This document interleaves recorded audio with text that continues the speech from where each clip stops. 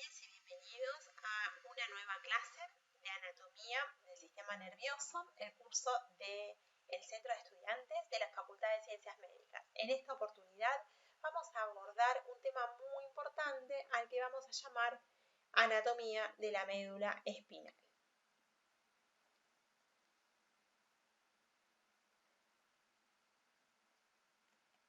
La médula espinal la podemos definir como la porción caudal del sistema nervioso central que se encuentra contenida en el conducto raquídeo que contiene o que está limitado por las diferentes piezas óseas, es decir, las vértebras que constituyen la columna vertebral. Se halla extendida desde el foramen magnum, donde es continua con el tronco encefálico que está alojado en la fosa posterior de nuestro cráneo, hasta la primera vértebra lumbar o borde inferior de la primera vértebra lumbar, o bien el disco que separa la primera de la segunda vértebra lumbar. Si nosotros vemos en esta imagen de la médula espinal, vemos que la misma tiene dos grandes abultamientos. Podemos decir que hay un abultamiento cervical y un abultamiento lumbar en coincidencia con la emergencia de diferentes nervios raquídeos que van a constituir en ambos sectores los plexos que van a dar inervación al miembro superior y al miembro inferior. Si vemos esta imagen que presenta diferentes sectores de la médula espinal con diferentes colores, vemos que hay una porción cervical, una porción torácica, una porción lumbar y una porción sacrococcígea.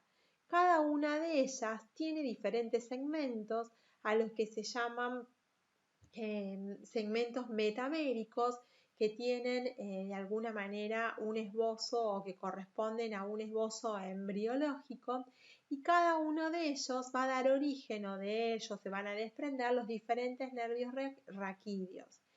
Esta segmentación metamérica de la médula espinal asegura la inervación fundamentalmente del tronco del hombre y de los miembros superiores y miembros inferiores. Cuando hablamos de tronco, hablamos de las grandes cavidades que son la caja torácica, la cavidad abdominal y la pelvis. Bien, entendiendo que la médula espinal se encuentra dentro de la columna vertebral, es por sentido común importante definir que la misma contribuye a protegerla y a contenerla. Es decir, la protección de la médula espinal dentro del conducto raquídeo está dada por la columna vertebral y los ligamentos que unen sus diferentes piezas, más todas las membranas meníngeas correspondientes que envuelven al sistema nervioso y el líquido cefalorraquídeo que transita entre estas membranas. Estos temas los abordaremos con mayor definición y especificidad en la medida que avancemos en las clases. La médula espinal, que tiene aproximadamente unos 45 centímetros de longitud, se detiene, como vimos anteriormente, a nivel de la primera o bien de la segunda vértebra lumbar, y luego vamos a tener desde allí hasta el final del conducto raquídeo una serie de nervios que van a ir en busca de los diferentes orificios de conjunción para salir al exterior y asegurar la inervación de los segmentos del miembro inferior fundamentalmente y las paredes de la cavidad pelviana y la región lumbar, a la que vamos a llamar a esta cantidad de nervios descendentes dentro del conducto raquídeo, lo vamos a llamar cola de caballo. Cada uno de los diferentes nervios raquídeos, antes de emerger y hasta que emergen por la columna vertebral, por los distintos orificios de conjunción comprendidos entre los pedículos de las vértebras, se encuentran envueltos también por meninges, fundamentalmente por extensiones de dura madre. Las meninges simplemente vamos a recordar por ahora que serían la más externa, la dura madre, que está pintada en este color verde aqua, por dentro la aracnoides, y por dentro del aracnoides, lo que está aquí coloreado en este color violeta o lila, la pía madre. Entonces tenemos dura madre, aracnoides y pía madre. Entre la pía madre y la aracnoides hay un espacio al que denominamos subaracnoideo que tiene dentro de sí un líquido cefalorraquídeo. El líquido que amortigua de alguna manera, nutre y protege también a estas estructuras sensibles del sistema nervioso central. En esta imagen vemos entonces la médula espinal con sus envolturas y el diferente origen de los nervios raquídeos también completamente envueltos, por lo menos hasta su salida y un poquitito más del conducto raquídeo hacia el exterior también por meninges. Bien, la porción final de la médula espinal, desde su finalización a nivel de la primera o segunda vértebra lumbar hasta la finalización del conducto raquídeo, recibe el nombre de filum terminalis y está constituida o construida básicamente por las membranas meningias, como veremos finalmente cuando las estudiemos. Cuando nosotros hablamos de la médula espinal, que decimos que tiene una estructura de alguna manera cilíndrica, ¿sí? Esto es un corte axial de la médula espinal.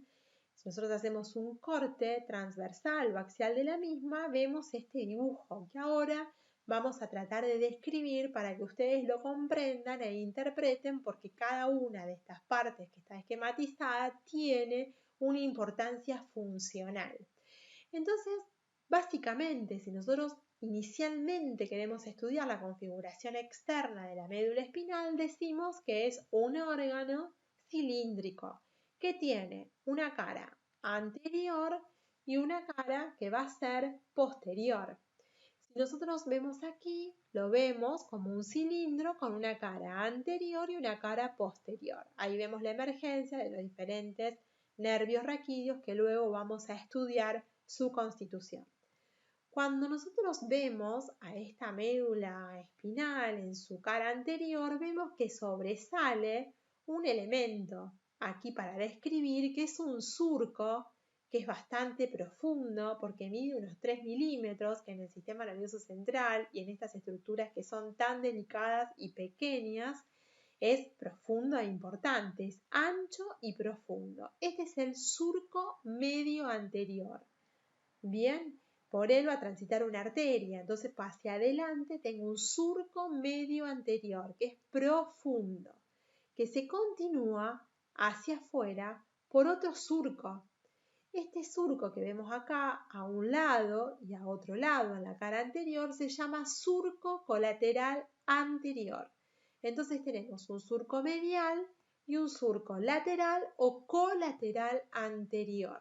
Bien, este surco colateral anterior está en relación con las raíces anteriores nerviosas que parten de la médula espinal. Esto es un dato importante a tener en cuenta. Y por detrás, en la cara posterior, si ustedes se fijan, tiene una anatomía un poquito más diferente, es como más irregular, ¿ven? Entonces tenemos también un surco medio anterior, pero fíjense que es un surco que es menos profundo, pero que se prolonga prácticamente hasta llegar al centro de la médula espinal por un tabique, ¿bien? Que separa como en dos partes a estos elementos que tenemos aquí atrás.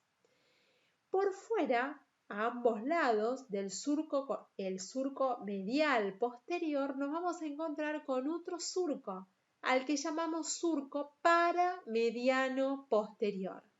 Y por fuera, a su vez, nos vamos a encontrar con otro surco que corresponde a la entrada de diferentes raíces nerviosas, que es el surco colateral posterior. Entonces, tengo un surco medio posterior, un surco colateral posterior y en el medio, entre ambos, un surco paramedial o paramediano posterior. Tengo tres surcos en la línea media, lateral a ella y bien colateral o bien lateral.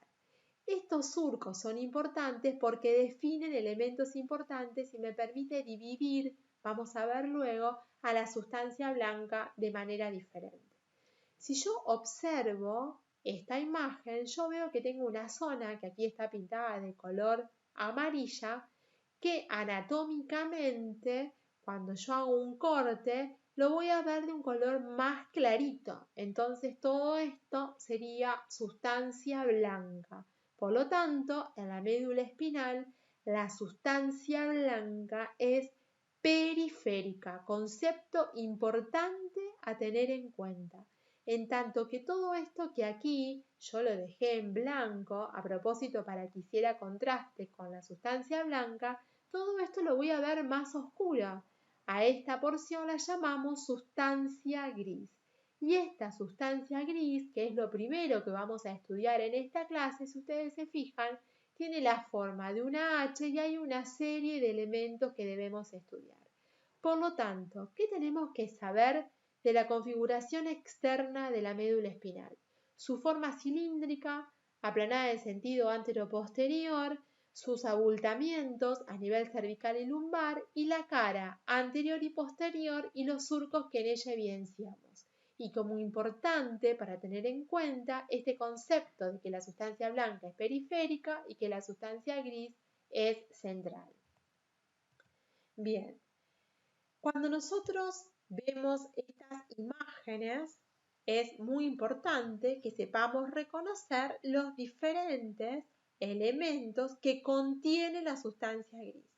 Nosotros vamos a estudiar la configuración interna y vamos a ver la sustancia blanca periférica posteriormente y ahora nos vamos a centrar en la sustancia gris.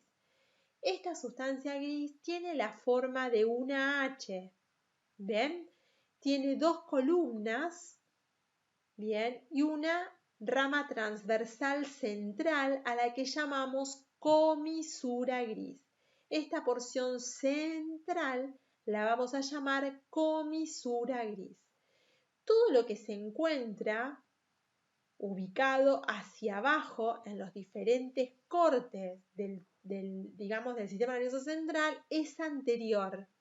Y todo lo que está ubicado por encima, en los cortes transversales, es posterior. Por eso decimos que la sustancia gris, que tiene la forma de una H, tiene astas anteriores, astas posteriores, astas laterales solamente en un segmento de la médula espinal y una comisura gris que las une. Las astas anteriores son anchas y festoneadas, ¿ven? Festoneadas, son irregulares. Y las astas dorsales o posteriores son alargadas y llegan o se acercan a la superficie externa de la médula espinal, en tanto que las astas anteriores o ventrales no llegan, son como más cortas, ¿ven? Están bastante más lejos de la superficie externa de la médula espinal. Esta sustancia gris nosotros ya estudiamos que estaba constituida por diferentes somas neuronales, además obviamente de neuroglia, pero fundamentalmente por somas neuronales. Estos somas o cuerpos neuronales constituyen al corte diferentes núcleos, son como columnas de células que se agrupan para cumplir una determinada función y a ella la llamamos núcleos. Si se acuerdan, habíamos dicho que todos los núcleos se encontraban en el interior de las diferentes estructuras del sistema nervioso central, en tanto que el agrupamiento de somas neuronales que son periféricos lo denominábamos o lo llamábamos ganglios, ¿sí? Entonces, los núcleos, como vemos acá, todos estos elementos que están dibujados, bien, son núcleos y forman parte del sistema nervioso central, en tanto que todo el agrupamiento de somas o de cuerpos neuronales en la periferia, es decir, en el sistema nervioso periférico, lo vamos a llamar ganglios. En el centro de la sustancia gris nos vamos a encontrar con el conducto del epéndimo, este conducto que se extiende hasta la base del filium terminalis y que tiene continuidad hacia arriba en el tronco encefálico con el cuarto ventrículo, corresponde al vestigio embriológico de lo que sería el tubo neural Está obviamente tapizado por un epitelio ependimario de células cilíndricas y ciliadas y por él transita obviamente líquido cefalorraquídeo o bien puede estar obliterado. Está rodeado de una sustancia gelatinosa, la que llamamos sustancia gelatinosa central. Este conducto del epéndimo nos va a permitir trazar líneas que van a dividir funcionalmente a la médula, a la sustancia gris de la médula espinal. Pero lo que yo les quería comentar, que es muy importante, es que esta sustancia gris dijimos que tiene dentro de sí núcleos funcionalmente importantes que están constituidos por cuerpos neuronales que pueden ser o sensitivos o motores o vegetativos. Ahora vamos a ver dónde están cada uno de ellos. Pero bien, estos núcleos, así como lo vemos, van a ser o van a tener mayor tamaño o menor tamaño dependiendo, obviamente, de las raíces nerviosas a las que van a llegar a ellos o que de ellos van a partir.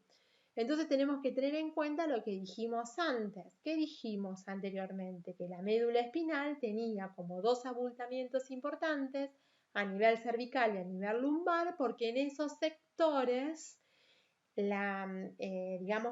necesitábamos construir grandes plexos nerviosos para dar inervación al miembro superior y al miembro inferior. Entonces, en los lugares en donde necesitamos inervar mayor estructura, la sustancia gris va a tener más cuerpos neuronales, ya sean sensitivos o ya sean motores, y eso va a hacer que se diferencien los diferentes segmentos de la médula espinal la sustancia gris, de tal manera que si nosotros vemos en diferentes cortes de la médula espinal a la sustancia gris, vemos que es diferente. Fíjense, a nivel de la sexta vértebra cervical, la magnitud que tienen las astas ventrales o anteriores, fíjense que a nivel torácico son reducidas y más pequeñas y que vuelven a aumentar a nivel lumbar. Que habíamos dicho que tanto a nivel cervical como a nivel lumbar había esos abultamientos de la médula espinal que se correspondía justamente con la emergencia de las raíces nerviosas que iban a construir plexos muy importantes. Es decir, que esta médula espinal va a tener en la configuración interna una sustancia gris que está expresando funcionalmente la distribución nerviosa que hay en el sistema nervioso periférico. Bien, eso es importante a tener en cuenta. Ahora dijimos, todos estos, núcleos que se encuentran ubicados en la sustancia gris de la médula espinal, los vamos a dividir inicialmente en dos grandes partes. Una porción anterior y una porción posterior. Esta porción anterior es preependimaria y esto que está por detrás es retroependimario. Bien. Y en lo que está en el centro es ependimario. Bien, entonces tenemos retroependimario, preependimario y ependimario, trazando una línea horizontal que pase por el centro del epéndimo. Todo lo que es anterior o ventral, decimos que funcionalmente es motor. Entonces tenemos núcleos que están construidos por motoneuronas. Son neuronas que a través de sus axones van a construir filetes nerviosos que van a dar inervación motriz a los músculos esqueléticos del tronco, del miembro superior y del miembro inferior. Bien, y todo lo que se encuentra por detrás, lo que es retroependimario o dorsal, vamos a decir que es sensitivo, es decir, que está construido por neuronas que van a recibir información exterioceptiva y propioceptiva, es decir, táctil, térmica y dolorosa, pero también del estado de alguna manera, de nuestros músculos, no de nuestros músculos, perdón, de nuestras articulaciones, fundamentalmente, de nuestros músculos también, pero más de las articulaciones. Por eso decimos propioceptiva, ¿sí? Del estado o de la posición del cuerpo en el espacio, es decir, la propiocepción. Entonces tenemos neuronas sensitivas en la región posterior o en el asta dorsal y neuronas motoras en la porción ventral. pero nos queda mencionar dónde habrá algo de células, digamos, vegetativas, que es lo que nos falta describir. La porción vegetativa está en este sector, en la zona medial, donde están estas astas laterales. Estas astas laterales que vemos en la columna vertebral, en la médula espinal, solamente lo vamos a ver a nivel torácico y en los primeros segmentos lumbares. Aquí ya en la tercera lumbar, fíjense que no lo vemos. Lo vemos fundamentalmente en todos los segmentos torácicos y en el primer y segundo segmento lumbar. Si se acuerdan algo de la primera clase, habíamos dicho que dentro de la médula espinal hay o se encuentran a nivel tóraco-lumbar las neuronas que son el origen de una porción del sistema nervioso autónomo vegetativo, que es el sistema simpático. Y a nivel sacro tengo las neuronas que van a formar parte de las fibras que van a ser periféricamente parasimpáticas, con funciones parasimpáticas, pero que son de menor tamaño que a nivel tóraco-lumbar, por eso no determinan la formación de astas laterales como sí ocurre en la región torácica.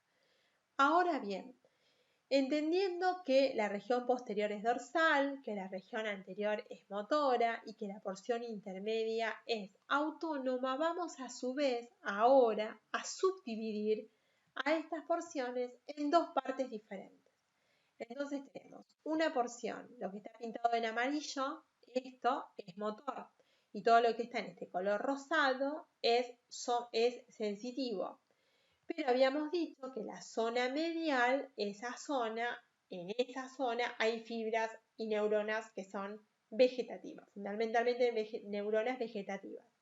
Ahora bien, si yo trazo una línea horizontal a nivel del borde anterior de la comisura gris, que es esta línea horizontal que está uniendo las astas o las columnas anteriores y posteriores, una por delante y otra por detrás, divido a la región prependimaria en dos zonas diferentes. Una zona anterior que corresponde a la cabeza del asta ventral, y una zona posterior que corresponde a la base del asta ventral. Entonces yo tengo cabeza y base del asta ventral, y en ello voy a encontrar, o en ella solo voy a encontrar motoneuronas. Bien, de la misma manera vamos a hacer en la columna dorsal o posterior. Vamos a tener una zona posterior o retroependimaria posterior que corresponde a la cabeza del asta dorsal, y un segmento anterior o retroependimario anterior que corresponde a la base del asta dorsal. Si nosotros describimos qué tipo de neuronas encontramos en estas cuatro porciones, cabeza y bases, ya sea del asta ventral o del asta dorsal, vamos a decir que en la cabeza del asta ventral encontramos tres núcleos que son uno interno, uno lateral y uno intermedio. Bien, y que los tres núcleos van a dar inervación motora, solamente motora.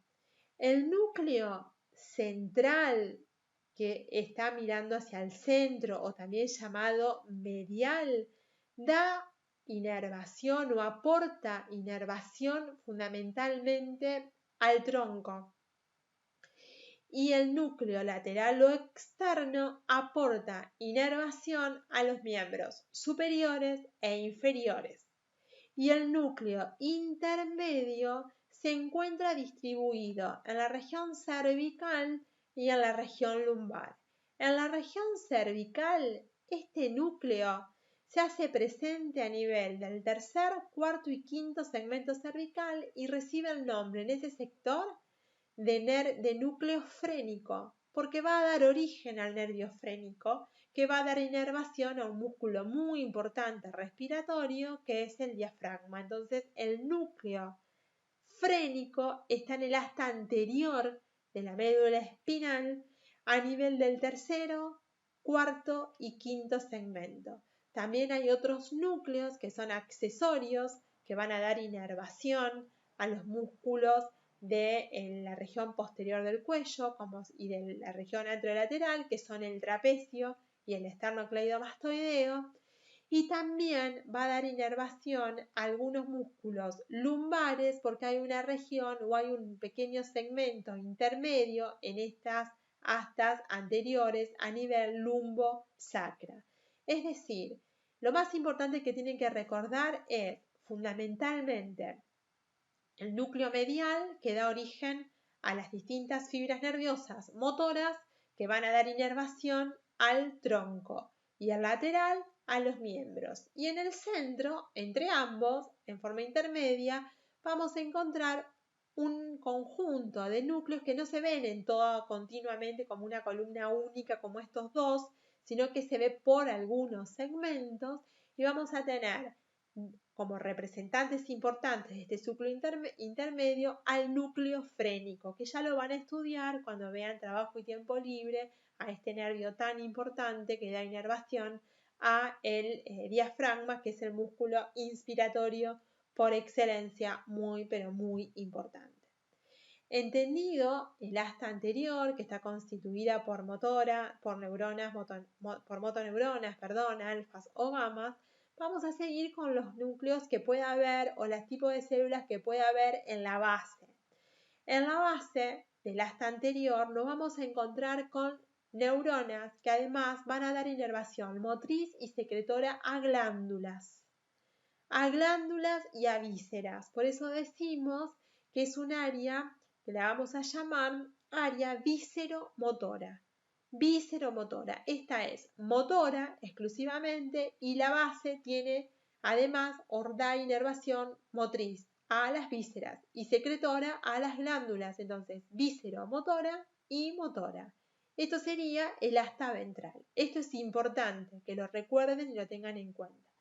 El asta dorsal, nos vamos a encontrar en ella distintos núcleos. Vamos a encontrar uno bien periférico,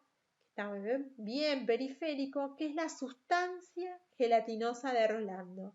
Es un núcleo sensitivo que recibe inervación o sensibilidad dolorosa de la periferia. O sea, todos los nervios que transmiten sensibilidad dolorosa hacen sinapsis en este núcleo, que se llama núcleo de la sustancia gelatinosa de Rolando. Por dentro tenemos un núcleo al que vamos a llamar núcleo propio del asta dorsal. Este núcleo propio del asta dorsal recibe inervación táctil grosera o protopáctica.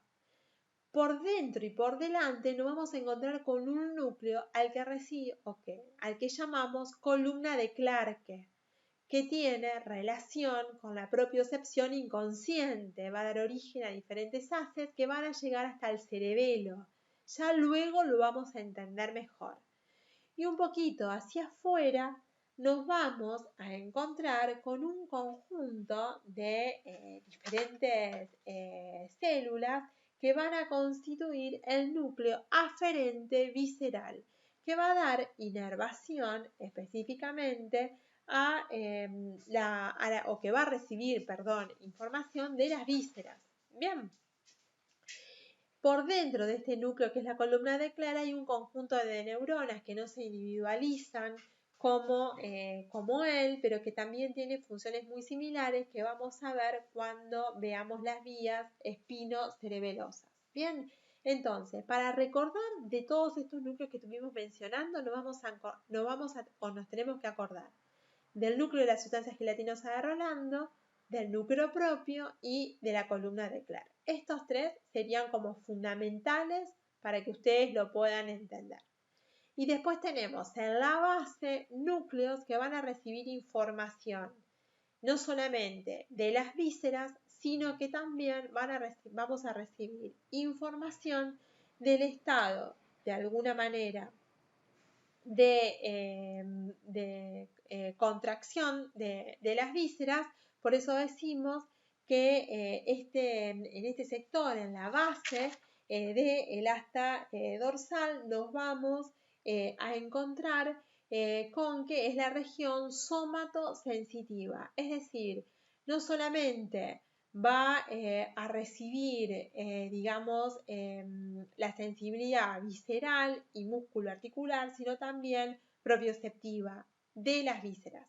Entonces, todas estas modalidades sensitivas en la región basal, en la región basal del asta dorsal, las vamos a llamar área víscero-sensitiva. Es decir, esto es somático exclusivamente, somatosensitivo. Recibe solamente inervación propioceptiva o esteroceptiva, que es dolorosa, táctil y térmica. En cambio, la región basal va a recibir inervación o información de las vísceras, además del estado de propiocepción de las mismas, de las vísceras. Por eso lo llamamos a esta porción víscero-sensitiva. Entonces tenemos una porción motora, una porción víscero-motora, una porción víscero-sensitiva y una porción sensitiva, con núcleos particulares. Bien, en el asta lateral lo vamos a encontrar con dos núcleos, uno lateral y uno medial. Bien, estos son los núcleos que van a ser simpáticos en la región torácica y lumbar y parasimpáticos en la región sacra. Espero hayan podido entender esto que es importante, ¿sí? Entonces encontramos una región motora exclusivamente, una región vísceromotora, una región sensitiva y una región víscerosensitiva. ¿Sí? Es como que hay una zona intermedia donde además de las fibras motoras y fibras sensitivas le vamos a aportar un contingente vegetativo para las vísceras. Bien, si tenemos que dar una respuesta, las vísceras van. Si es una glándula, va a secretar. Si es una víscera construida por músculo liso, se va a contraer. Bien, y si estamos hablando de la región dorsal, vamos a recibir información del estado, de alguna manera, de las vísceras. Si se ponen en evidencia con alguna sensación, que generalmente puede llegar a ser un dolor, por ejemplo, puede ser por un estado de congestión, de estiramiento y demás, entonces hablamos de un estado, de una sensibilidad víscerosensitiva. Una vez establecidas las modalidades motoras, somáticas y vegetativas de las diferentes columnas de la sustancia gris de la médula espinal, vamos a ver ahora qué pasa con la sustancia blanca. Cuando nosotros vemos esta imagen, yo acá les dibujé la sustancia gris nuevamente con todos los núcleos más importantes, bien, que tenemos que recordar, pero también fíjense que yo coloreé de manera diferente todo el resto, todo lo que es periférico, que sería sustancia blanca. La sustancia blanca se divide por la salida de los diferentes nervios raquídeos, motores, y por la entrada o llegada de los diferentes nervios sensitivos posteriores en tres cordones. Un cordón anterior, que está comprendido por la salida de ambos nervios de las dos raíces motoras, un cordón posterior que está comprendido entre la llegada de los diferentes nervios sensitivos y un cordón lateral comprendido entre la salida de las ramas motoras y la llegada de las ramas sensitivas del nervio raquídeo. Con esto ya les estoy comentando algunas cosas que ustedes tienen que recordar, que todos los nervios raquídeos están constituidos por una rama sensitiva que llega, es decir, que es aferente, y una rama motora que sale, es decir, que es eferente. Entre la salida de ambas ramas por fuera, por fuera, encontramos el cordón lateral.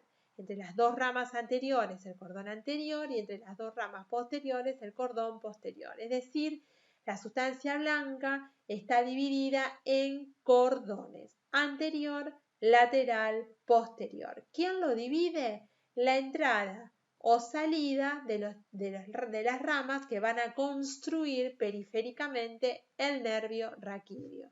Eso es lo primero que tenemos que recordar. Ahora, así como dijimos que la porción funcional de la modalidad, ya sea sensitiva, motora, viscerosensitiva o visceromotora que tiene la médula espinal, está en la sustancia gris, en la sustancia blanca, ¿qué es lo que hay? Y bueno, en la sustancia blanca lo que hay son aferencias o eferencias del sistema nervioso central. ¿A qué llamamos aferencias? Llamamos aferencias a todas las fibras que vienen desde el exterior, disculpen chicos, desde el exterior, porque traen una modalidad sensitiva desde un receptor periférico que puede estar en la piel, en la mucosa, en los ligamentos, en el periósteo de un hueso, en distintas estructuras que sensan posición, sensibilidad térmica, táctil, dolorosa, lo que fuere, y que llega al sistema nervioso central, contacta con diferentes neuronas y finaliza en la cortical. Tiene su inicio en la periferia y finaliza en la cortical. Pero fíjense que para llegar hasta la cortical del cerebro, para que esto que yo estoy percibiendo se pueda ser consciente, tengo que ascender por la médula espinal. Y cuando asciendo por la médula espinal, asciendo por los cordones periféricos, ya sea por el cordón lateral, ya sea por el cordón posterior o ya sea por el cordón anterior. Es decir, que las aferencias llegan porque ascienden hasta la cortical. En tanto, las eferencias parten desde la cortical y llegan hasta la periferia, específicamente a un músculo. Dar una respuesta, que si es una respuesta musculoesquelética es a un músculo, pero si es una respuesta visceral puede ser a una víscera o también puede estar a una glándula para que secrete, que es lo que veíamos antes. Entonces, las eferencias son respuestas que nuestro cerebro da a una percepción X y que van a viajar con un caminito descendente desde la cortical hasta un músculo o bien, por ejemplo, hasta una glándula o bien hasta una víscera. Entonces, cuando comienzan a descender, algunas se entrecruzan, generalmente fíjense que se cruzan hacia el lado opuesto. Después eso lo vamos a estudiar muy bien en vías, pero en ese camino descendente transitan también por la médula espinal. De tal manera que la médula espinal, por sus cordones periféricos o sustancia blanca, tiene fibras que van a ascender, que son estas, aferencias, y fibras que van a descender, que son estas. Entonces, inicialmente, cuando estudiamos la sistematización de la sustancia blanca, vamos a ver que en los cordones laterales, en los cordones posteriores y en los cordones anteriores vamos a encontrar diferentes haces que están acá individualizados de diferentes colores. Yo solo les remarqué aquí los que me parece que tienen interés que recuerden. Después hay más que ustedes van a leer, pero que los que tienen que además de leer, recordar de aquí para siempre, para sus praxis, son los que están coloreados, que van a ver que en la medida que vayamos viendo todas las clases, les van a resultar cada vez más sencillos y los van a ir incorporando de a poco. Así que no se asusten, que es algo tranquilo para ver. Fíjense en esta imagen, que es una imagen típica, es una imagen que yo adapté un poco del texto de Snell y Grandi, que es un poco lo que les van a tomar a ustedes. Miren acá, tenemos la sustancia gris central con obviamente toda el asta anterior festoneada, más grandota, más gordita, más cortita, y tenemos el asta dorsal más alargada, llegando casi hacia la periferia, más afinada y demás. Tenemos el cordón anterior, tenemos el cordón lateral y tenemos los cordones posteriores. La sistematización de la sustancia blanca es el conjunto de fibras que van a ascender o que vienen descendiendo y que viajan para llegar hasta su destino final, que puede ser o bien un núcleo cuando van ascendiendo superior a la médula, que está en el tronco o la cortical, o bien una motoneurona si viene descendiendo desde la cortical. Entonces, esos núcleos, estos haces, se van individualizando con nombre. Entonces, fíjense que acá yo les muestro uno, que son los haces córtico-espinales, al que se llama o llaman directo y cruzado. Esto lo vamos a estudiar en vías, pero solamente me interesa por ahora que sepan los nombres y dónde se encuentran para ir fijando estos conocimientos. Por ahora los fijamos y aprendemos dónde están. Luego le vamos a dar un poco más de funcionalidad y lo van a terminar de interpretar. Si ustedes miran este dibujo, ven un conjunto de fibras. Estas fibras vienen descendiendo desde la cortical. Son estas fibras que vienen descendiendo desde aquí y tienen que llegar hasta la médula espinal para llegar a un músculo. Entonces decimos que son fibras motoras. Entonces los haces córtico, porque parten desde la cortical, espinales, porque viajan por la médula espinal, hasta dónde tienen que llegar. Si son córtico-espinales, tienen que llegar hasta las motoneuronas, porque son las motoneuronas las últimas neuronas antes de que la fibra alcance en la periferia un músculo, como vimos aquí. Tenemos una neurona inicial, una neurona final y un músculo. Entonces el haz viene descendiendo. Ahora, hay un grupo de estas fibras que descienden que se cruzan, ¿ven? Se cruzan por delante del epéndimo, se cruzan al lado opuesto y comienzan a descender ¿por dónde? Comienzan a descender por el cordón lateral de la médula espinal para llegar finalmente a una motoneurona para dar inervación a un músculo X. Todas estas fibras que se cruzan son el máximo porcentaje. Los textos clásicos dicen que hay un 80% de las fibras motrices principales que se cruzan, pero hay un 20% que sigue por el mismo carril, que son o que van por el mismo lado de acuerdo con el origen en la cortical.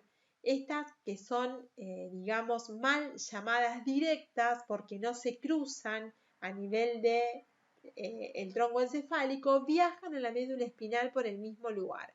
Entonces tenemos un haz córtico espinal, córtico porque nació en la corteza, espinal porque termina en las motoneuronas de la médula espinal, y lo vamos a llamar directo porque es ese 20% pequeñito que viaja por el cordón anterior de la médula espinal, y un haz cruzado que se cruzó al lado opuesto y que viaja por el cordón lateral. Entonces los haces motores viajan por el cordón anterior y por el cordón lateral. Este que tengo acá sería el cruzado y este que tengo acá sería el directo. Esto que yo coloreé de color rojo, acá para que lo pudieran distinguir e individualizar, es la vía motriz principal, dividida en cruzada y directa. Después vamos a ver que todo termina siendo cruzado, porque en algún momento, en el final, estos también se cruzan, pero al final, cuando tienen que llegar a la motoneurona, pero mientras tanto, en la médula espinal, viajan por el mismo lugar, en donde, teniendo en cuenta, por el mismo carril o por la misma hemimédula en relación con la hemicorteza. ¿Qué les quiero decir con esto? Que estas fibras, que son haces córtico-espinales, son haces descendentes que viajan por el cordón lateral y por el cordón anterior. Ustedes tienen que saber qué tipo de fibras son, si son aferentes o aferentes, qué modalidad transmiten, si sensitiva o motora, y si son homolaterales o contralaterales. Bien, y si viajan por el cordón anterior o por el cordón lateral o bien por el cordón posterior. En este caso, fíjense que en el cordón anterior y en el cordón lateral tenemos fibras motoras y en el cordón posterior no hay fibras motoras. Bien, fíjense que no hay nada de fibras motoras. Las fibras motoras descendentes solo están en el cordón anterior y en el cordón posterior. Estos dos haces los tienen que aprender. Son importantes. Los haces córtico-espinales o también llamada vía motriz principal, directa o cruzada. Así como tenemos fibras que son motoras, también tenemos fibras que son sensitivas, es decir, fibras que vienen desde el exterior bien, es decir, fibras que vienen desde el sistema nervioso periférico. Aquí tenemos el asta anterior, el asta posterior. Un ejemplo. Acá tenemos 3 ejemplos diferentes. Fíjense, vamos a imaginarnos que tenemos periféricamente un receptor. Este receptor tiene o transmite diferentes modalidades que pueden ser dolorosa, térmica, táctil. Si nosotros tenemos en cuenta la inervación táctil protopáctica, la inervación táctil grosera, esa inervación táctil que nos permite distinguir 2 puntos separados entre sí como diferentes, pero de manera grosera, que no discrimina demasiado bien, la sensibilidad táctil grosera o protopáctica va a llegar a través de un nervio periférico y va a hacer sinapsis en una neurona que se va a encontrar ubicada en el asta dorsal posterior, al que llamamos núcleo propio. ¿Se acuerdan que habíamos dicho hoy que había un núcleo en el asta dorsal que se llama núcleo propio? No importa ahora esta vía, luego la vamos a estudiar, es simplemente para que ustedes interpreten esto. Estas fibras que pueden llegar por cualquier nervio periférico transmitiendo una sensibilidad táctil, llega a un núcleo del asta dorsal. Luego de hacer sinapsis, sale un nuevo axón que pasa por delante del epéndimo y comienza a viajar por un haz que va por la médula espinal en sentido ascendente. Este haz se llama haz espino-talámico anterior. ¿Por qué? Espino, porque se originó la médula espinal. Talámico, porque va a llegar a un núcleo diencefálico que es el tálamo óptico, y anterior, porque viaja por el cordón anterior de la médula espinal. Y ahí comienza a ascender. Este haz que yo estoy viendo en este sector es este haz que yo tengo acá, el haz espino-talámico anterior. Este haz que tengo aquí es muy importante. Este haz lleva sensibilidad protopáctica. Ahora, si nosotros vemos este mismo haz que tengo acá, que viene por el mismo nervio tranquilamente, sin problema, pero lleva sensibilidad pero dolorosa. Hace sinapsis en otro núcleo diferente, que será la sustancia gelatinosa de Rolando, pero viaja por otro haz que también tiene que llegar hasta el tálamo óptico, pero tiene una orientación o una ubicación más lateral, que es este. ¿Ven? Ese que tengo acá. Ese haz que tengo acá es el haz espino, talámico, dorsal o lateral. Entonces los haces espinotalámicos anterior y dorsal o lateral es lo mismo y anterior o ventral es lo mismo. Estos haces espinotalámicos anterior y dorsal llevan una modalidad sensitiva diferente. El anterior es táctil protopáctica y el dorsal es dolorosa. ¿Esto tendrá importancia en el tratamiento del dolor? ¿Esto tendrá importancia si hay una patología dentro de la médula espinal que esté afectando a estos nervios? Y sí, por eso es importante saber cuál es la relación topográfica dentro de la médula espinal. El anterior es el que lleva sensibilidad táctil y el lateral es el que lleva, y dorsal con respecto a este, es el que lleva inervación dolorosa. Bien, entonces estos dos son importantes. Fíjense que se llaman espinotalámicos, anterior y lateral, táctil y doloroso. Esto lo debemos recordar y es importante. Y tenemos que, lamentablemente, recurrir a nuestra memoria, pero es importante que entiendan cómo se llaman para entender a dónde van. Fíjense, donde nacen, espino, talámico, ahí vas al tálamo, anterior y dorsal. Luego del tálamo veremos cuando estudiemos vías que hay una finalización posterior que es la cortical, ¿no? Y después tenemos otros núcleos que son los que decíamos antes, la columna de Clerc, que son los que van a llevar inervación propioceptiva, que es inconsciente, hacia el cerebelo. Entonces, también tenemos núcleos que van a estar ubicados en nuestras articulaciones, en nuestros huesos, en el interior de nuestros músculos, pero los receptores sensitivos de nuestros músculos que van a sensar el grado de contracción que tienen ellos, y desde allí, desde estos receptores que están ubicados en el aparato osteomúsculo articular, van a llegar a la médula espinal a través de un nervio sensitivo, obviamente, van a hacer sinapsis en la columna de Clark y desde allí van a ascender por el mismo lado, fíjense, van a ascender por el mismo lado y van a hacerse bien periféricos, bien periféricos. Estos son los haces espinocerebelosos, anterior o de Gowers, o espinocerebelosos dorsales o de Fletching. Ahora fíjense que aquí hay algunos que van por el lado opuesto, pero este que va por el lado opuesto, que se cruza hacia el lado opuesto, antes de llegar al cerebelo vuelve a cruzarse para el mismo lado, lo que significa que todos los haces espinocerebelosos son todos homolaterales. Esto es muy importante para tenerlo en cuenta. Lo vamos a repetir varias veces. Lo que me interesa que se acuerden es que por el cordón lateral de la médula espinal viajan haces aferentes que van a llegar al cerebelo, no al cerebro, al cerebelo. Entonces los llamamos haces espinocerebelosos y son estos dos que tenemos acá.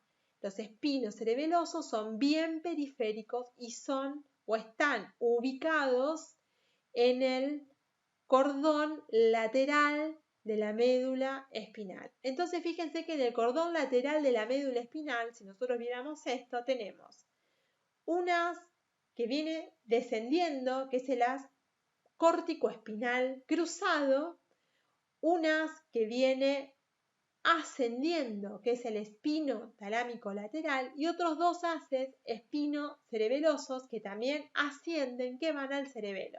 Estos son homolaterales y estos dos son contralaterales. El que está pintado en verde es un haz que se llama rubro espinal, porque viene desde un núcleo que se llama núcleo rojo, que está ubicado digamos, en el encéfalo, en la base del cerebro. Es un núcleo que podemos decir que lo ubicamos en el tronco encefálico, en los pedúnculos cerebrales, y desciende para llegar hasta las motoneuronas por delante del haz cruzado. Este también es cruzado y tiene relación con el control fino de las contracciones musculares, tiene relación con el control de la motilidad fina, forma parte de la vía motriz secundaria.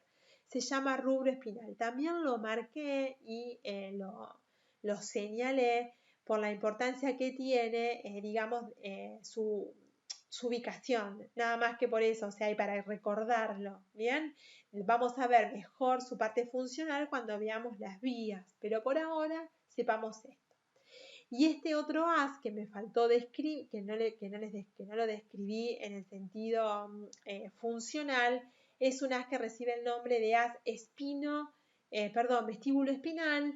Es un haz que viene descendiendo desde los núcleos vestibulares, que tienen relación con el equilibrio, todo lo que parte desde el tronco encefálico, desde los núcleos vestibulares, que son núcleos que participan en las funciones que controlan el equilibrio, descienden hasta la médula espinal para también llegar a diferentes motoneuronas y así de esta manera poder controlar a través de la contractilidad muscular el equilibrio postural.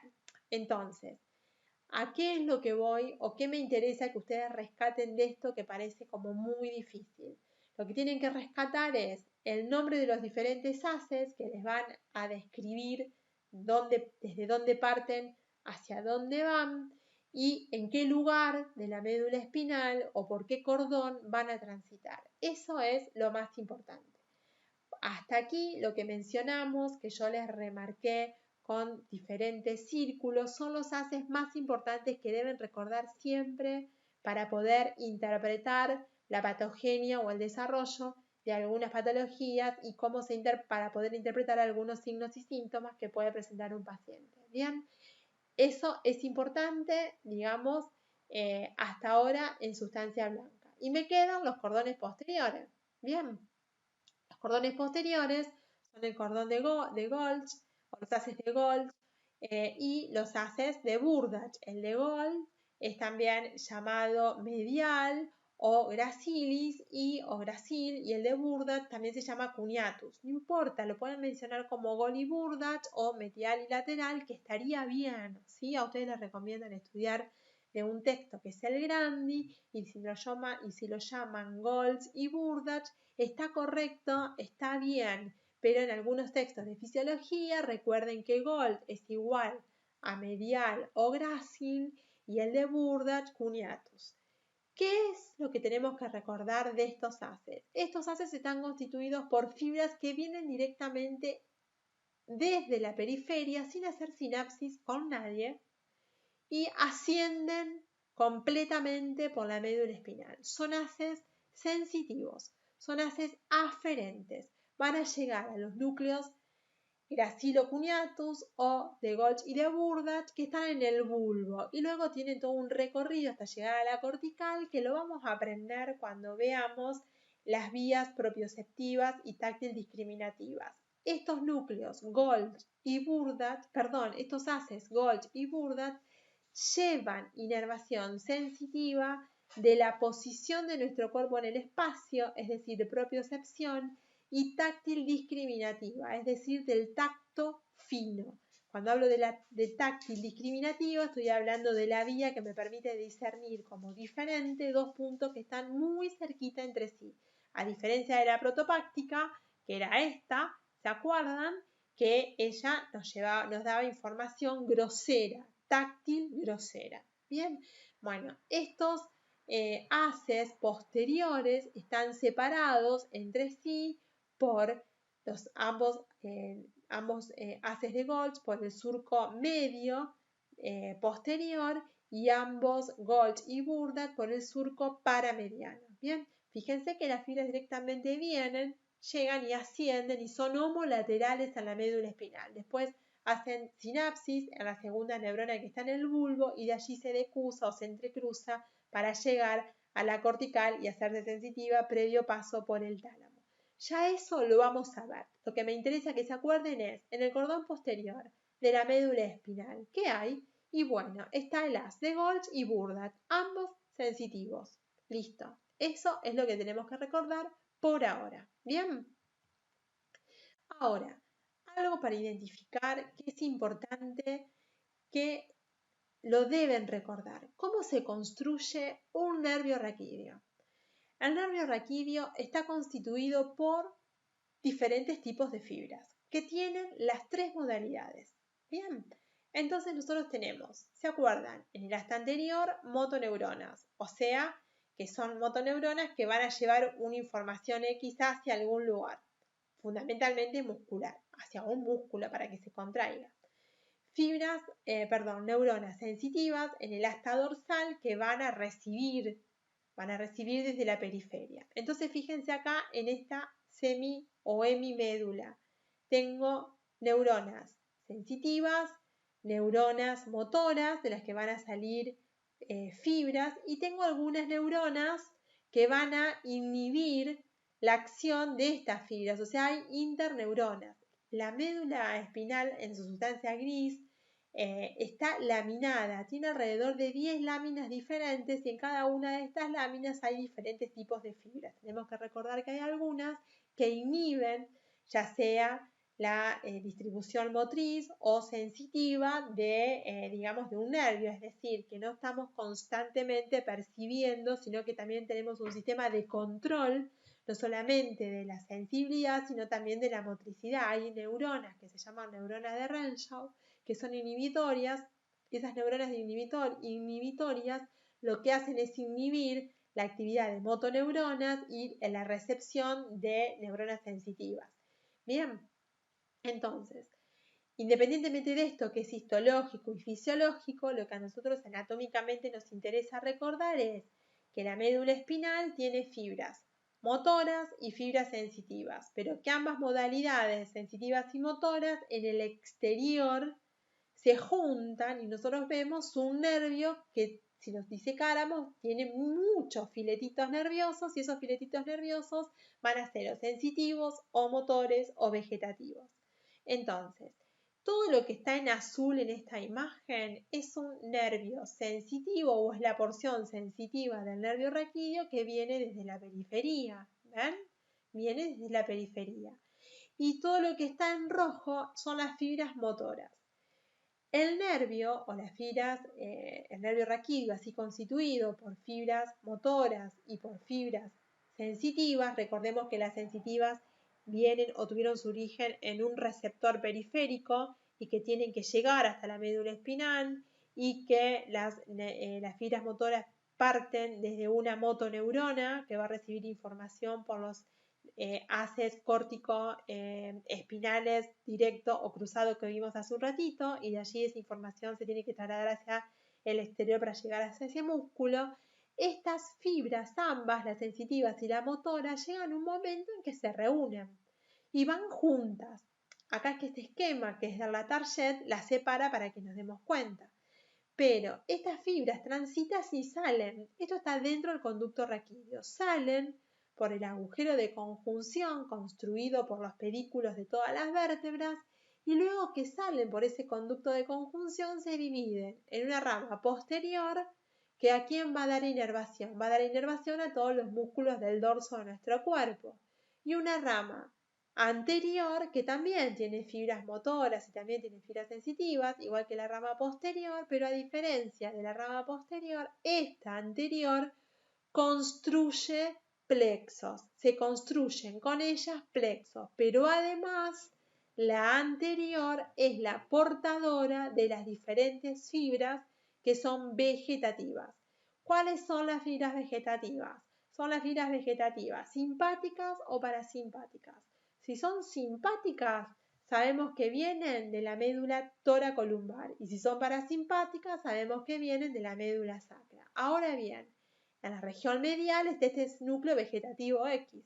Y ese núcleo vegetativo X, por ejemplo simpático, sale junto con la raíz motora y se encuentra en la periferia con un ganglio. Puede hacer sinapsis en el ganglio y toda esta primera porción se llama rami comunicante blanco, o vimos en la clase anterior, si se acuerdan, que puede pasar por el ganglio sin hacer sinapsis y sigue siendo rami comunicante blanco hasta que llega al exterior, digamos más al exterior, más periféricamente quiero decir, y construye un plexo, ¿bien? Como por ejemplo el ganglio semilunar. Ya lo vamos a ver y vamos a ver muchos ejemplos de esto. Lo importante que se acuerden es que el nervio raquídeo se construye por fibras sensitivas, por fibras motoras, pero no nos tenemos que olvidar también de las vegetativas, que parten de un núcleo, de una neurona vegetativa central, simpático parasimpática, en este caso simpática, la que está esquematizada, y que esa fibra hasta que llega al ganglio se llama rami comunicante blanco. Hace sinapsis en el ganglio y se llama fibra luego postganglionar o rami comunicante gris. Esas fibras anteriores no solamente portan las fibras que nacen de este núcleo, ¿sí? Central que salen con ellas, sino de otras fibras que se pueden ir anexando de otras neuronas que están periféricas y separadas del nervio que tiene su origen en una metámera X. ¿Sí? Eso es importante tener en cuenta, que esta fibra se puede introducir ahí y lo acompaña. Entonces, ¿en dónde vamos a encontrar fibras vegetativas? Y vamos a encontrar fibras vegetativas fundamentalmente en la rama anterior de los nervios raquídeos. ¿Bien? Eso es lo que les tiene que quedar. Y que es en esa porción vegetativa, digamos, tiene un rami comunicante blanco hasta que se hace sinapsis y un rami comunicante gris que es postsináptico o postganglionar. En esta construcción de un nervio raquídeo mixto más sus fibras vegetativas encontramos dos ganglios. Un ganglio que es el ganglio sensitivo, que es el lugar en donde tengo esa motoneurona, esa neurona bipolar, pseudo monopolar, que se acuerdan que tenía esa neurona pseudomonopolar un cuerpo, una pequeña prolongación y tenía una prolongación periférica, que sería esta, y una prolongación central que se va hasta la médula espinal para hacer sinapsis acá. En este ganglio espinal o ganglio raquídeo, donde vuelvo a repetir porque por las dudas, para que quede claro, tengo una neurona pseudo monopolar, no hay sinapsis. Y esa neurona es la primera neurona de cualquier vía sensitiva del sistema nervioso. Ya lo vamos a estudiar, pero es importante por ahora que se acuerden de la presencia de este ganglio raquídeo sensitivo, que es ese que tenemos ahí, que hay los pares craneales, vamos a ver luego, vamos a estudiar, que tienen su homólogo también. Fíjense, en ese ganglio raquídeo, ¿participan las fibras motoras? No, no participan las fibras motoras, es solamente sensitivo. Detalle importante a tener en cuenta. Y después tengo otro ganglio periférico importante, que puede haber muchos cuerpos neuronales y donde puede haber sinapsis, y es bien periférico. Fíjense que son somas neuronales los que constituyen estos ganglios, donde puede o no haber sinapsis, pero está constituido por distintos cuerpos celulares que están periféricos al sistema nervioso central. Por eso se llaman ganglios, a diferencia de los núcleos que están en el sistema nervioso central. Esto es un núcleo central, esto es un ganglio periférico. Los dos están construidos por somas neuronales. El ganglio es periférico, el núcleo central, para que les quede clara esa definición y no mencionen como ganglios algo que está dentro del sistema nervioso central. Bien, todos estos nervios así construidos con estas fibras que van a ser sensitivas, motoras y vegetativas, se dividen en 31 pares de nervios, de los cuales van a ser 8 cervicales, 12 torácicos, 5 lumbares, 5 sacros y 1 coxígeo. Bien, ahora el primer nervio va a salir entre el cráneo, la base del cráneo, el occipital, y la primera vértebra cervical, que sería el atlas, y después el resto, cada uno de ellos sale por debajo de la vértebra correspondiente. De allí en adelante todos salen por debajo de la vértebra correspondiente. Si ustedes se fijan aquí, hay un momento, todos obviamente van a salir por una metámera X, de acuerdo con su metámero, de acuerdo con el segmento medular al que corresponden, por un, orificio de conjunción propio, ¿bien? Es decir, el primer nervio coxígeo va a salir a nivel del agujero coxígeo. El quinto nervio sacro va a salir a nivel del quinto orificio sacro. El cuarto nervio lumbar va a salir a nivel del cuarto agujero de conjunción lumbar. Es decir, que cada uno va en la búsqueda de su agujero de conjunción dependiendo de su origen y así forman esa famosa cola de caballo a la medida en que vamos descendiendo un poco más. Fíjense que inicialmente los nervios se disponen de horizontalmente, pero a medida que crecemos y bajamos cada vez se hacen más descendentes para formar esta famosa cola de caballo. Nosotros sabemos que estos diferentes segmentos que están construidos por las diferentes metámeras, determinan periféricamente zonas a las que inervan.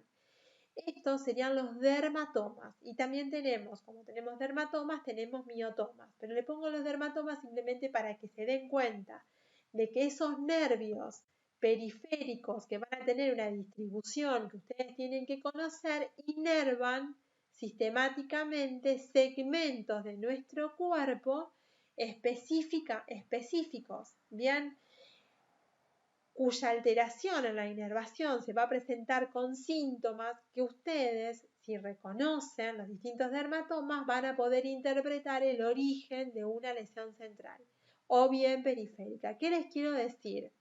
Que esa segmentación metamérica de la médula espinal finalmente se traduce cuando yo estudio la embriología de los miembros o del tronco o de cualquier segmento de nuestro cuerpo en dermatomas y miotomas. Es decir, que cada segmento medular tiene un destino específico que tendríamos que conocer para poder interpretar distintas lesiones del sistema nervioso central y del sistema nervioso periférico. Esto se llama dermatomas, es la distribución en dermatomas o miotomas que son o que nos permiten ubicar el recorrido de los nervios raquídeos en el exterior. Es decir, por ejemplo, si yo percibo la planta de nuestro pie está inervada por el primer nervio sacro.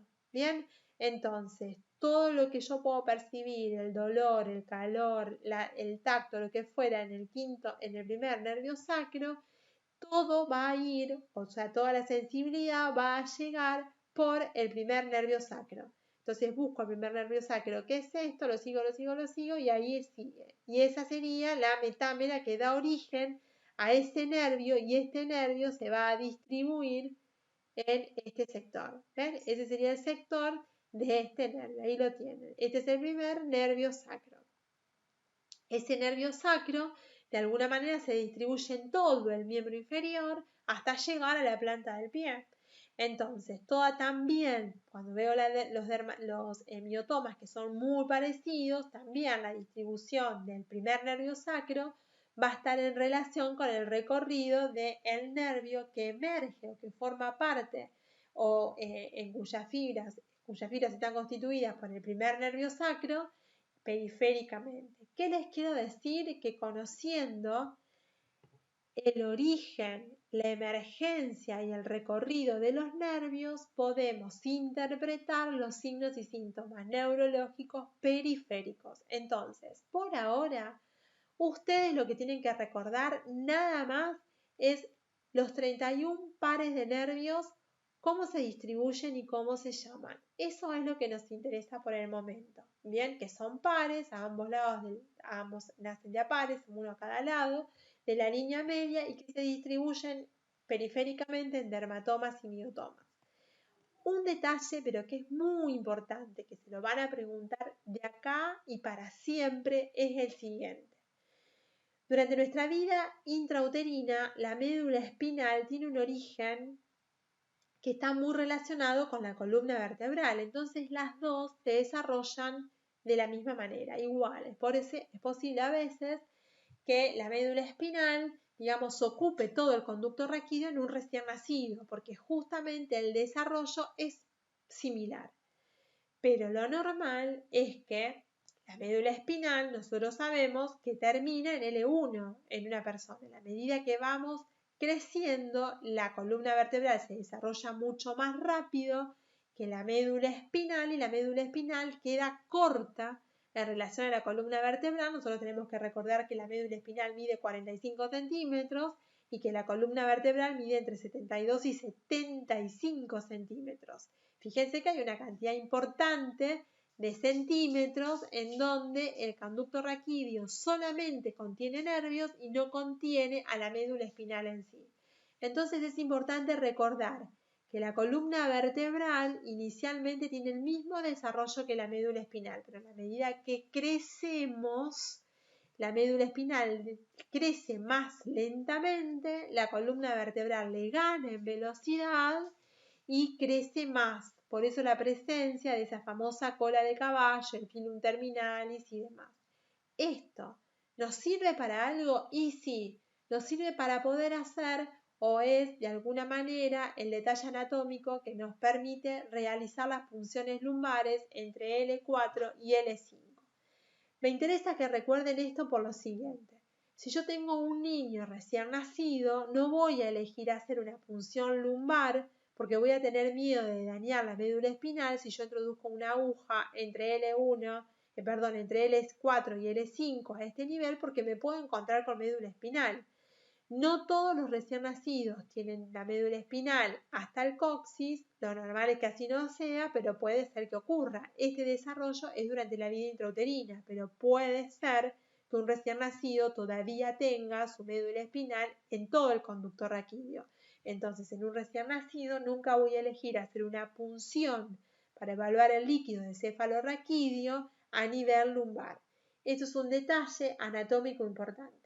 ¿Se acuerdan que habíamos dicho que todo el sistema nervioso tenía o estaba amortiguado, alimentado, protegido, etcétera, etcétera, por un líquido que se llamaba líquido cefalorraquídeo? Si yo ese líquido cefalorraquídeo lo quiero valorar para detectar si hay sangre, si hay más proteínas, si hay mucha glucosa, si hay linfocitos, cualquier elemento que me pueda indicar dentro del líquido cefalorraquídeo que pueda haber una patología que me lleve a un diagnóstico, yo tengo que extraer el líquido cefalorraquídeo de ese paciente. Para poder extraerlo tengo que hacer una punción. Para hacer una punción tengo que hacer una punción lumbar. Entonces, esta imagen que tengo acá, que es una imagen de un texto muy antiguo, nos muestra la terminación de la médula espinal, el filum terminalis, que es dura madre, cómo forma el saco dural final, que lo vamos a ver cuando veamos bien Meninges, y todo este sector que vemos acá tiene toda la cola de caballo.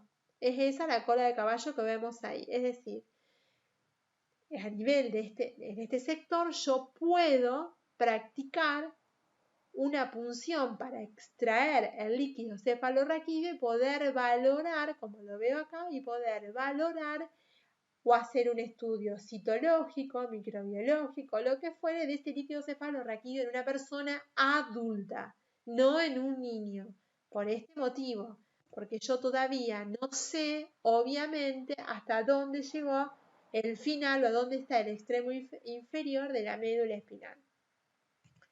Cuando yo observo esto, veo que el líquido cefalorraquídeo, ¿por dónde está nadando? Es esto que está acá en celeste. Es eso que está ahí en celeste. Está entre la pía madre, que está pintada aquí de color violeta, y esa otra línea que está por fuera, que es la aracnoides. Bien, ¿qué significa esto? Que conocer la terminación de la médula espinal, la presencia de la cola de caballo con todas las envolturas y el líquido cefalorraquídeo me permite de alguna manera intervenir para generar o para terminar o llegar a un diagnóstico de una determinada patología. Bien, eso es importante y clave, por eso es importante conocer la terminación de la médula espinal.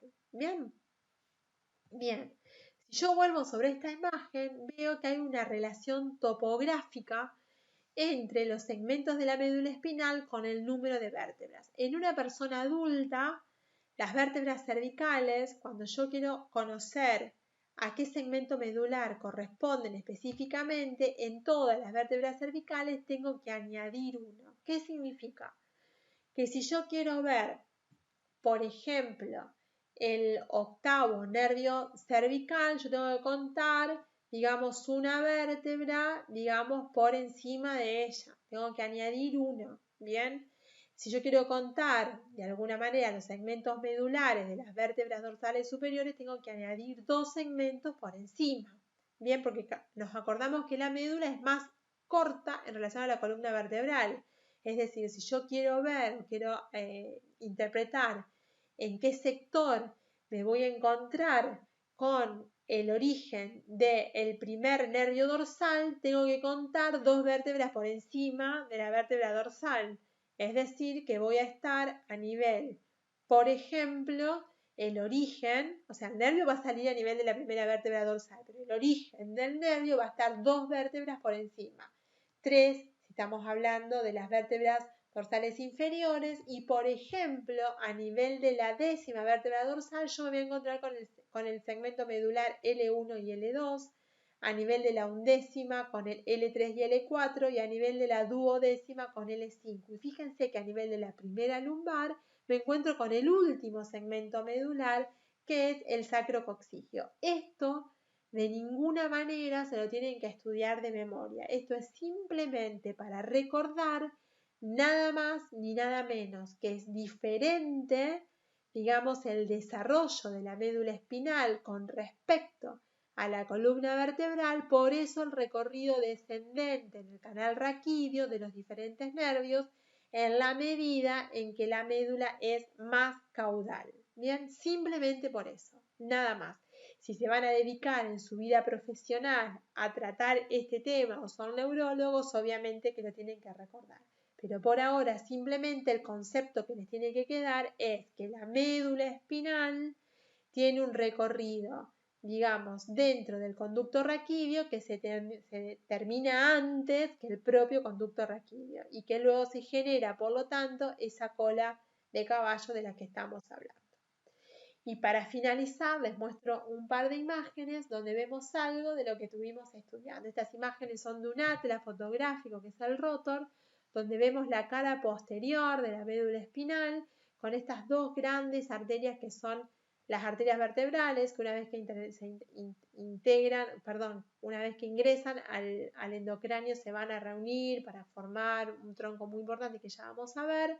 Pero me interesa que vean la médula espinal, cómo se ve realmente, cómo está irrigada por esa arteria. Fíjense el surco posterior, medial. Ahí veríamos el surco paramediano y ahí vemos el surco colateral, que en realidad lo que vemos es la salida de los diferentes nervios. Fíjense que acá tenemos un nervio y fíjense todos los nerviecitos o fibritas que lo van a constituir. Fíjense que ahí hay una lámina o una membrana meningia y acá tenemos la membrana meningia. Si se fijan tenemos la raíz posterior y por delante de esa membrana meningia la raíz anterior. Si ustedes miran esto sería parte de lo que corresponde al cerebelo, que ya lo vamos a ver con las amígdalas, el vermi, los lóbulos cerebelosos, se ve muy bien. Ahí tenemos parte del bulbo y la médula espinal. Eso ya es médula espinal. Este es el canal raquídeo, acá están las vértebras, seccionadas. Y miren la médula espinal, el recorrido que tiene y cómo los nervios son descendentes. Por eso tenemos que contar siempre desde el origen de la médula, el origen del nervio, está unos segmentitos por encima siempre. Esto que vemos acá, esta lámina fibrosa, que fíjense que fue cortada muy prolijamente, ahí está hecho el corte y ahí está rebatida. Esta es la dura madre. La dura madre, como se ve perfecto. Y esa lámina que vemos ahí es pía madre, se llama ligamento dentado. Es eso que vemos ahí, lo vamos a estudiar cuando veamos meninges. Me interesa simplemente que vean la médula espinal con las diferentes prolongaciones que son los nervios, cómo se forman por diferentes filetitos nerviosos. Miren acá este ganglio raquídeo que bien que se ve y cómo se divide en dos ramitas, la ramita posterior y la ramita anterior. Es el ganglio raquídeo, recordamos que es un ganglio que está constituido por somas sensitivos de neuronas que son pseudomonopolares, ¿sí? Era esa que tenía pseudomonopolares, era esa que era un cuerpo X con una prolongación que se dividía en una porción que va hacia la médula central y otra que era periférica. ¿Hay en este lugar? ¿Hay sinapsis? No hay sinapsis. ¿Qué hay en este lugar? La primera neurona de todas las vías sensitivas. Ya lo vamos a estudiar, no es para preocuparse, simplemente es a modo de recordatorio. Y para poder evaluar la médula espinal, nosotros tenemos la posibilidad de evaluarla en métodos de diagnóstico por imágenes. Esta es una RMI, una resonancia magnética por imágenes, donde yo veo que tengo el líquido cefalorraquídeo pintado ahí con contraste, se ve de esta manera, color blanco, ¿sí? Es hiper intenso en radiología, en RMI, en las resonancias magnéticas. Decimos que tiene intensidad el color, ¿no? Y es menos intensa, obviamente, la médula espinal que tiene ese color gris. Lo que vemos ahí en gris, lo que vemos en gris, esto que vemos en gris ahí, eso es la médula espinal. Esta es la columna vertebral, fíjense los discos intervertebrales que bien que se ven ahí las apófisis espinosas de las distintas vértebras de la columna vertebral. Acá tenemos la continuidad con el tronco encefálico, el cerebelo y el cerebro ahí, ¿no? Fíjense el recorrido de la médula espinal en el interior de la columna vertebral. Si yo acá tengo cortes axiales, veo por una sección de la médula espinal a nivel cervical, a nivel torácica y a nivel lumbar. Si ustedes se fijan a nivel cervical, el orificio es el de mayor tamaño y de mayor amplitud. Fíjense la cantidad de líquido cefalorraquídeo y vemos la salida ahí del nervio raquídeo. Lo mismo acá, fíjense la médula espinal, mucho más pequeña. ¿Se acuerdan que habíamos visto la configuración interna de la médula espinal? Que a nivel torácica tenía menor tamaño, no tenía ese abultamiento como hay a nivel cervical y como hay a nivel lumbar. El cervical, fíjense que es aún mayor. Y vemos la salida de los nervios raquídeos con una rama anterior, una rama posterior. Lo que ven en blanco es el líquido cefalorraquídeo. Lo mismo se ve aquí, ¿ven? La diferencia entre una rama y otra. Ahí vemos digamos, el cuerpo de la vértebra bien arriñonada, los músculos psoas.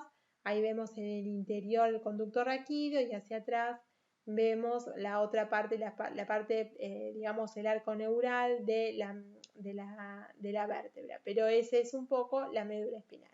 Para que se vea cómo se evalúa la médula espinal con la salida de los diferentes nervios raquídeos. Y en esta misma imagen vemos la porción caudal o la cola de caballo. Fíjense, acá tenemos bien la lordosis lumbar, acá ya tenemos el sacro. Y fíjense que acá se ven los diferentes nerviecitos, ¿ven? Que están saliendo por la porción lateral. Esto se ve bien mejor en una imagen bien oblicua de la médula, de la columna vertebral. Están saliendo por los diferentes agujeros de conjunción, que se acuerdan que quedaban comprendidos entre un pedículo y el otro pedículo, y que ese orificio de conjunción a nivel lumbar era el de mayor tamaño de todos por la gran escotadura que tenían los pedículos. Entonces fíjense cómo salen todos los nervios raquídeos. Qué bien que se ve la salida de los nervios raquídeos en este tipo de método de diagnóstico por imágenes. Es ideal para ver médula espinal, la RMI, sin duda, ¿bien?